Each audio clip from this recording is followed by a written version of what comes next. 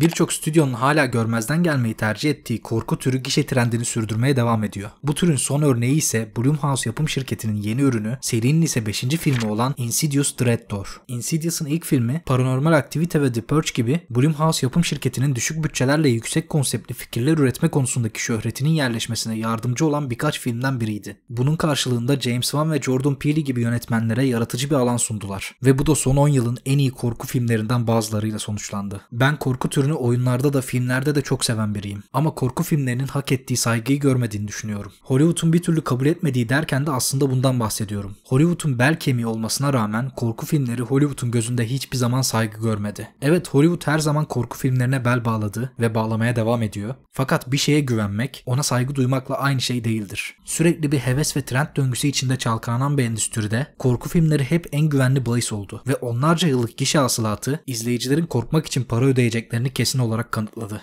Hollywood'da uzun zamandır korku filmlerine karşı bir tür züppelik var. Korku filmlerini genelde ucuz ve tembel filmler olarak nitelendiriyorlar. Ucuza çekildiği için herkesin korku filmi çekmesinin de bu tespitte etkisi var tabii ki. Ülkemizdeki örnekleri gibi. Doğru düzgün senaryosu bile olmayan, jumpscare'larla dolu, sesi fullleyerek korkutmaya çalışan filmler, korku türünü böyle bir kalıba yerleştiren filmler işte. Ama ben genelleme yapılmamasını istiyorum. Çünkü bu sefer bu filmlerin arasında çok iyi olan filmler de gözden kaçabiliyor. Korku filmi işte ya deyip bakılmıyor ve o ucuz korku filmleri ile aynı kefeye koyuluyor. İşte ben bundan rahatsızım. Çünkü düşük ya da orta bütçeyle de iyi tasarlanmış filmler ortaya çıkabiliyor. Hadi ülkemizde zaten adam akıllı, uğraşılmış, kafa yorulmuş iyi korku filmi yok. Sayılı belki. Ama Hollywood'da da iyi işler yapılmasına rağmen sırf korku türü diye saygı görmemesi canımı çok sıkıyor. Son filmleri arasında Hush ve Geralt's Game'in de bulunduğu korku yönetmeni Mike Flanagan, işe ilk başladığımda ve sunum toplantılarına gittiğimde stüdyolarla muhatap olurken bir korku filmi sunmanın getirdiği bir tür göz devirme durumu vardı diyor. Çok fazla kar getirebilecek ucuz bir ürün olarak görülmediği sürece onu iyi yapmak için çok fazla ilgi yoktu diye de devam ediyor. Korku filmlerinin gişede yakaladıkları başarı zaten göz ardı edilemez. Kar etme oranı düşünüldüğünde Insidious Dread-Door'a dönersek 16 milyon dolarlık bütçesine karşılık dünya çapında 80 milyon doların üzerinde gişe hasılatı elde etti. En önemlisi ise açılış hafta sonunda gişede zirveye yerleşerek yaklaşık 300 milyon dolar gibi dev bir bütçeyle çekilen Indiana Jones 5'i geride bıraktı.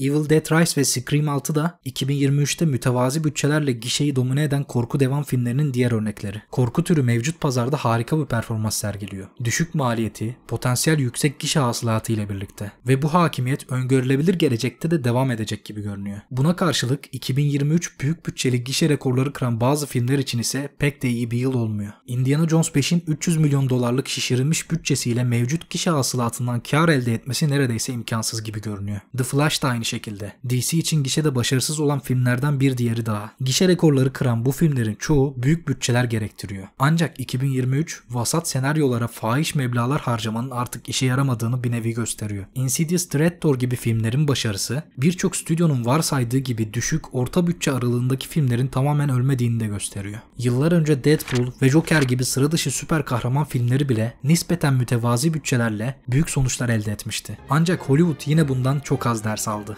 2023 büyük bütçeli filmler için böylesine acımasız bir yıl olmaya devam ederse belki de Hollywood korku türünün başarılarından ders alıp saygı duymaya ve ciddiye almaya başlayacaktır. Ki hiç sanmıyorum. Başka bir videoda görüşmek üzere. Gününüz güzel geçsin. Hoşça kalın.